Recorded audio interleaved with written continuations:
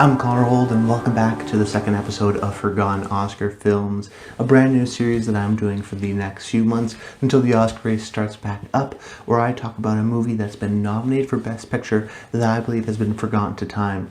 I analyze the history of the Oscars at the time to give us a little bit of context as to why it got nominated, why I picked the movie instead of some of others, my general thoughts on the movie, and then try to answer that question as to why it's been forgotten. I've already done a full series of this back in 2019 where I looked at the years from 1988 all the way to the 50s, 57 I believe, each year of the Oscars. So if you want to check out more of these videos, please do that. But we're starting off a new journey. Last week I did 2013. I skipped the year of 2012 and now we're in the year of 2011. And we won't be skipping any years from here on out for the most part. We're going to go 2010, 2009, 2008, all the way back. As we sort of see the evolution of the Oscars. There's one part, as I talk about the history each year, we get to see in a reverse effect how the Oscars have changed, but also by doing that, by analyzing a film that sometimes maybe has unfairly been maligned and pushed to the side, but maybe sometimes fairly has been forgotten to time. So going into the history part of this show, this was the year of the Artist sweep. The Artist won Best Picture, it won 5 Oscars, and we very rarely see certain movies that win Best Picture and win, 5 Oscars or more. I mean, especially back in the earlier days of the Oscars in the 60s and whatnot, we would see these movies like Ben-Hur or Lawrence of Arabia just sweep up. And in the 2000s, we would still see them occasionally. Lord of the Rings was one of them. But we really don't see it as often, particularly in the post-preferential ballot era of these movies having this huge amount of sweeps. I mean, Parasite was kind of an odd one because it won 4. In terms of the Artist, of course, winning, in this case, 5. Now, in some scenarios, something like Nomadland was in a similar way to the Artist because it's also like the Artist sort of won everything early on and then dominated it and then continued to win. I mean, we've seen movies like La La Land win everything and then come Oscar night, it goes to Moonlight.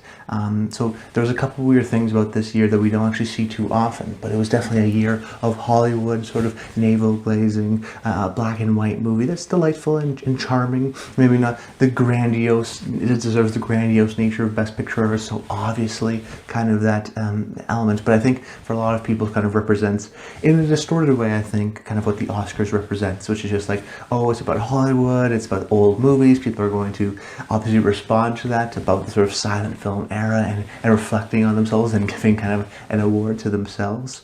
And this was a movie that did resonate at its time, although it is not maybe the most critically reviled film of the decade. I still think it is worth watching, and I talked about it on my top 10 Best Picture winners of the decade in my top 10 of the 2010 series, which I did last year. But there was, some performances like Jean Dujardin, who eventually went on to win Best Actor, who had helped by the film. Meryl Streep won her 3rd Oscar for The Iron Lady, and for Best Lead Actress. And then the supporting categories went to first-time winners in Octavia Spencer and Christopher Plummer. Some of the other movies that were nominated were Hugo, Midnight in Paris, Moneyball, The Tree of Life, The Help, The Descendants, War Horse, and I think Extremely Loud and Incredibly Close. Those are sort of the main ones. And for me, ultimately, when deciding on which movie I was going to pick, this was going to go to Extremely Loud because even at the time, it was a contentious Best Picture nominee. And I remember when it did get nominated, there was a bit of a backlash, and then doing even more reading and research and remembering that, like, oh yeah, actually, this was a really weird, one of the strangest Best Picture nominees we'd ever seen.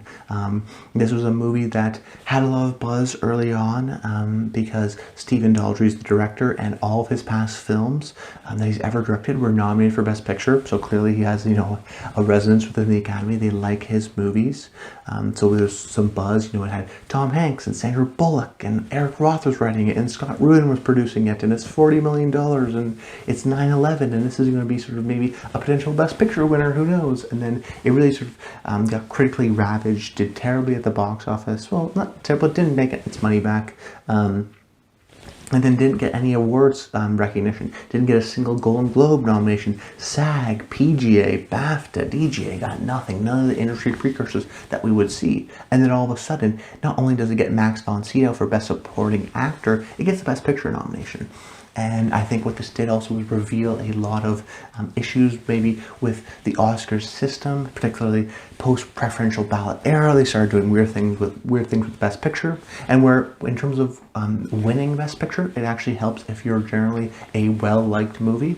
But in terms of nominating, it helps if you have a really strong, passionate fan base. So if everyone really likes your movie, you'll most likely get nominated for Best Picture, rather than movies that are more generally well-liked. So we saw a little bit of weirdness with this system, because incredibly loud, extremely loud and incredibly close got nominated even though got no industry precursors. Maybe there's something wrong with the system. It shows the flaws of maybe clearly some people really like the movie, but more broader appeal movies, something like Girl with the Dragon Tattoo, Harry Potter. These movies were not recognized.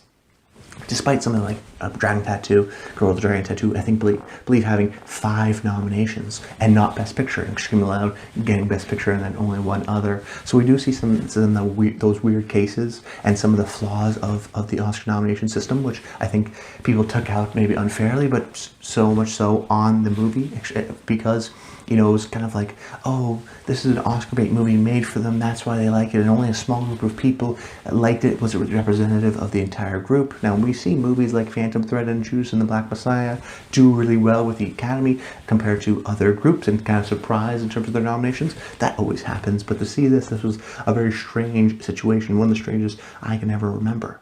And this was also the first year where only 9 movies were nominated, not 10, because there's a whole weird ballot process system that if you know it, you know it, but if you don't, it's kind of complicated to express. But instead of nominating 10 movies, which they can nominate, they only nominated 9, so it was a weird optics issue, and I think for a lot of reasons, Extremely Loud, Incredibly Close.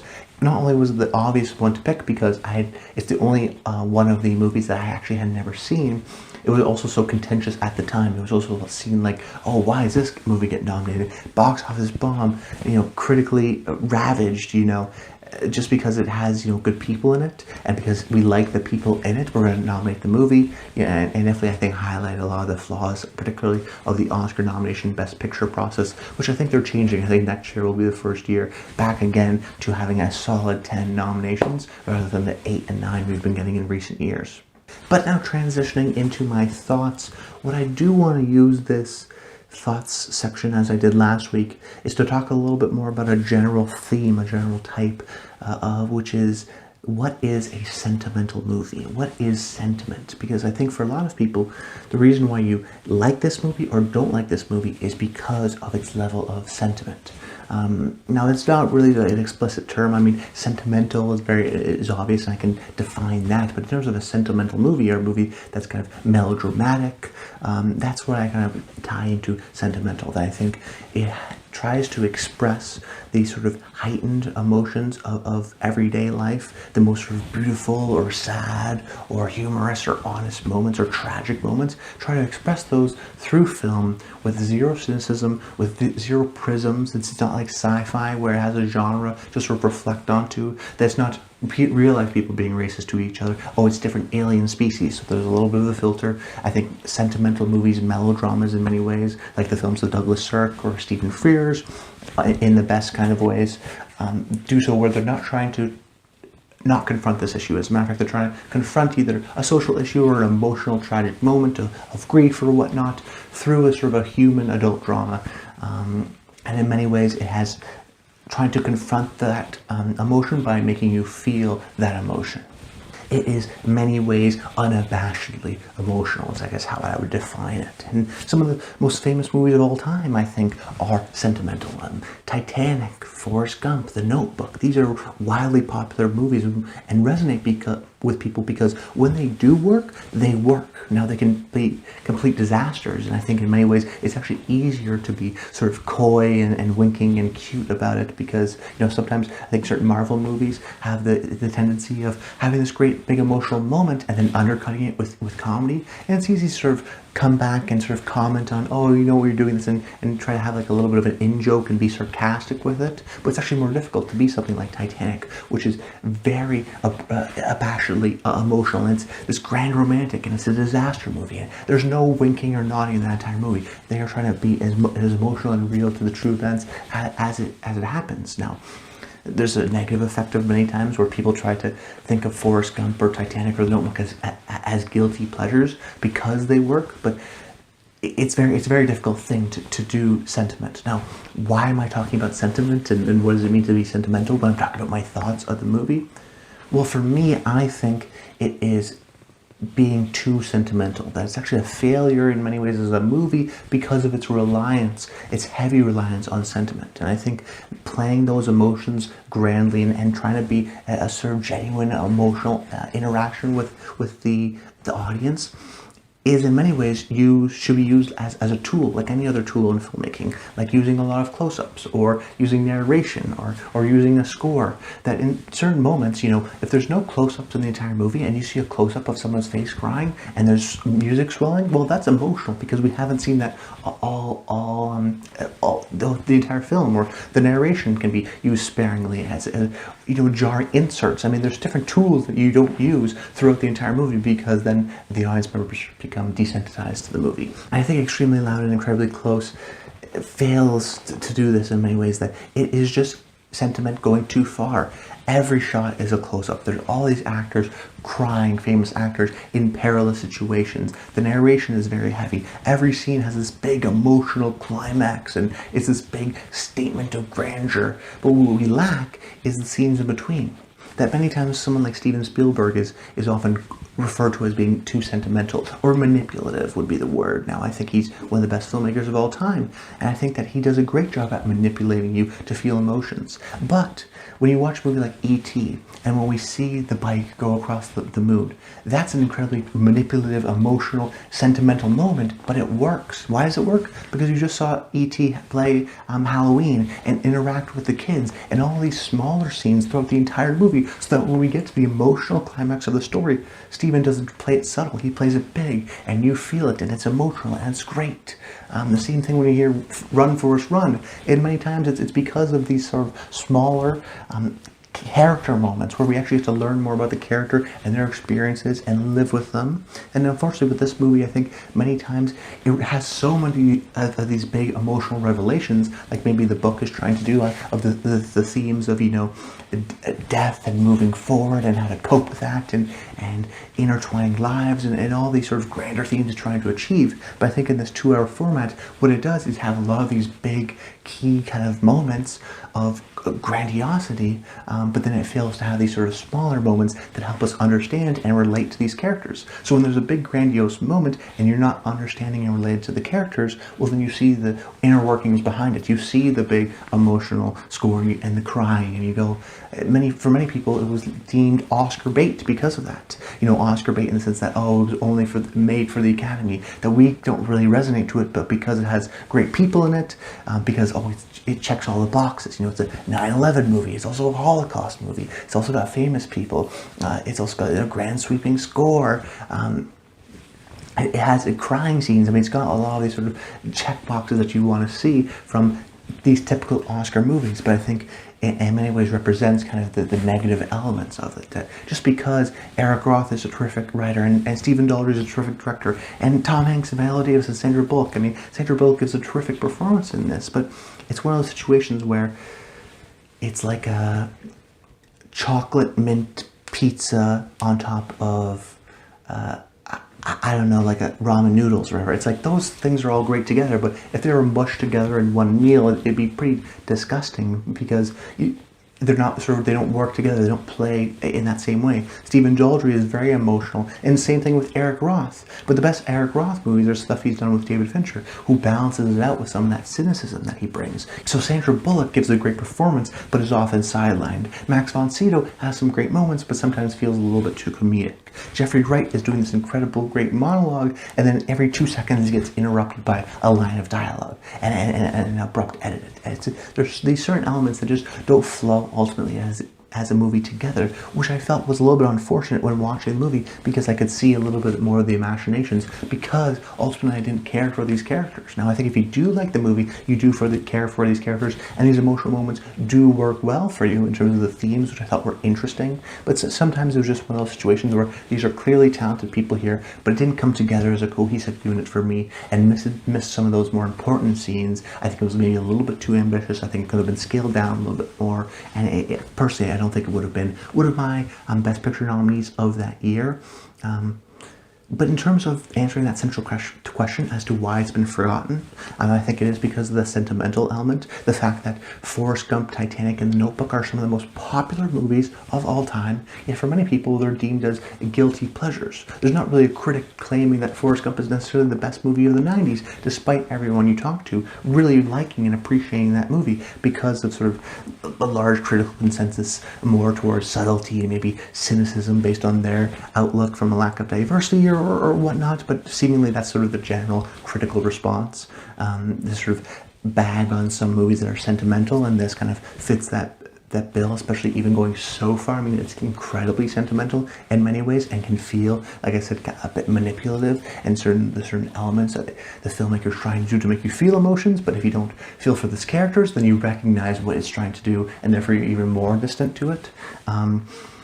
So there's that. I also mentioned the contentious relationship at the time of the history, that this was a movie that was getting not critically appreciated, and then it got nominated for Best Picture. It was like, what? Really? This is a movie that nobody really appreciates, except it's made for the Academy, and therefore they're recognizing themselves. Oh, and this is also a year where they're going to give the Best Picture to The Artist, which is literally just them recognizing Hollywood and the magic that is that. And next year is going to be Argo wins, which is another kind of Hollywood story. So we're in a period of Hollywood celebration in many ways, which I think rubs people the wrong way. So people may not want to check out the movie because of this contentious relationship, because of sort of its box office bomb, and it wasn't well received critically, and it seemed like oh, I can't believe this was nominated kind of an attitude. It's also very sentimental, which has poor response from critics, so people may be afraid to go to it. Stephen Daldry is also sort of a director who is not maybe seen as an auteur or maybe as critically beloved as someone like even Bennett Miller with Moneyball this year, or Steven Spielberg who did War Horse, which is another kind of grand sentimental movie. So I think because of its content in terms of the actual quality of the movie, it's kind of poor execution of that. It's sort of a surprise nomination. The fact that it is still a sentimental movie, which maybe still doesn't resonate with a lot of people. I mean, a lot of people hate The Notebook because of how cheesy it is, even though a lot of people clearly resonate with that. So of course I recognize that some people don't appreciate and enjoy sentiment and that kind of grandiose emotion, but of course some people do. So ultimately, I think it was just the sacrificial lamb of the Oscars this year, and of Oscar bait. I mean, maybe more nowadays, Oscar bait refers to Moonlight and Nomadland, these smaller independent movies. These are the movies that are winning Best Picture now, so less so it's the Beautiful Minds and the Extremely Loud, Incredibly Close, or the Hillbilly Elegies. I mean, Hillbilly Elegy used to be a classic Oscar bait and got, what, 2 nominations? So we're seeing what Oscar bait sort of changes and what that means, but this was a period of time when this was classic Oscar bait, and it was sort of a failure in many ways for people as a movie, but because it appealed so much to the Oscars, it got nominated and then got a contentious relationship. So of course there was a lot of backlash, and then when people are reflecting back on it, oh, what movie should I watch? Well, people aren't necessarily saying, hey, check out Extremely Loud and Incredibly Close. I mean, even in this class, I think it was a very sentimental class with this and The Help and War Horse and The Artist. It was just it's an interesting sort of period of time that maybe those movies don't get as well appreciated because there are sort of maybe movies that are appreciated the first time around. Like The Help is an amazing watch the first time, but maybe not as great as maybe a rewatch later on, even though I do enjoy that movie.